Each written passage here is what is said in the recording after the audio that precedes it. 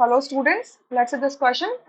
Question में एक assertion है, एक रीजन है, अंडरस्टैंड करके करेक्ट ऑप्शन चूज करना है। असर्शन कहता है the active mass of pure solid and pure liquid is taken unity, and reason कहता है the active mass of pure solids and liquids depend on density and molecular mass.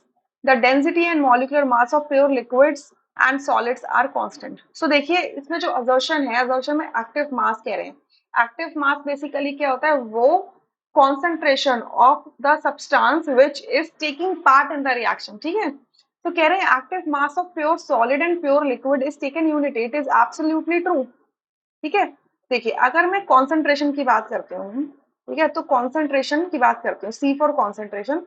Concentration क्या होता है? Number of moles, ये molar concentration की बात कर रही हूँ, divided by volume of the solution. ठीक है, नंबर ऑफ मोल्स क्या होते हैं?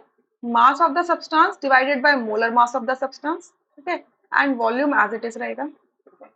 और अगर मैं डेंसिटी के टर्म्स में लिखूं तो डेंसिटी क्या होती है? Mass upon volume. ठीक है, देयरफॉर कॉन्सेंट्रेशन को मैं क्या लिख सकती हूँ? मास अपॉन वॉल्यूम को मैं यहाँ से लिख सकती हूँ density. So it is density upon molar mass. So अगर आपने ये कॉन्सेंट्रेशन किसकी ली है? लिक्विड की ली है। सो लिक्विड की डेंसिटी फिक्स होती है और किसी भी सब्सटेंस का मोलर मॉलिक्यूलर मास भी फिक्स होता है। मॉलिक्यूलर मास मतलब उसके मॉलिक्यूल में जो मास होता है। ठीक है, density is mass upon volume, तो ये दोनों चीजें कांस्टेंट है। तो अगर ये दोनों चीजें कांस्टेंट है तो हम इसको यूनिटी मान के चल लेते हैं कि इसको यूनिटी ले लेते हैं, मतलब आपका कोई चेंज नहीं आने वाला।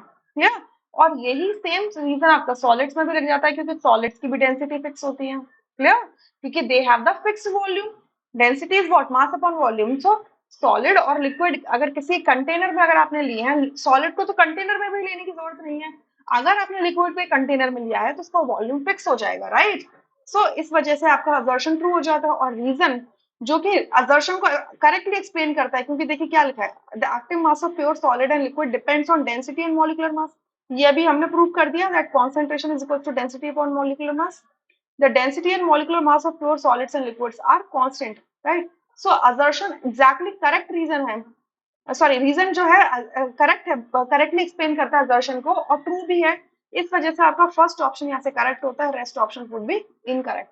I hope you understood this question really very well. Thank you.